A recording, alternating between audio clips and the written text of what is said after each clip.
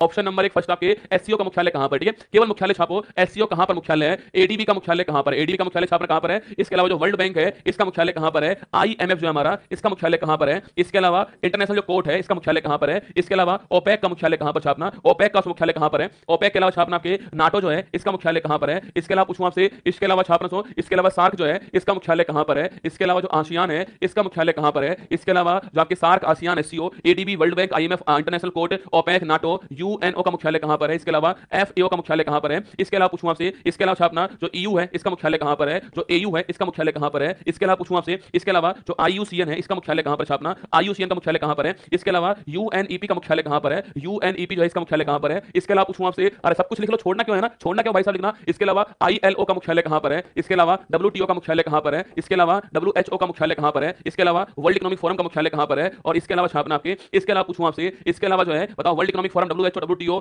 आई WWF का मुख्यालय कहां पर है, ठीक है, देखिएगा 20 नाम लिख लीजिए ना, पहला लिखिए एससीओ, अगर आपने दिल नहीं भेजा अब भी तो मान लेना कि भाई साहब मैं खोपड़ी फोड़ दूंगा तुम्हारी, ठीक है हाँ, अगर दिल नहीं भेजा आपने, देखिए एससीओ का मुख्यालय बीजिंग में कहां पर हो, बीजिंग चीन के अंदर इसका मुख्यालय, ठीक है, एडीबी पूछूं आपसे कहां पर है, मनीला फिलीपींस में मुख्यालय इसका ना, मनीला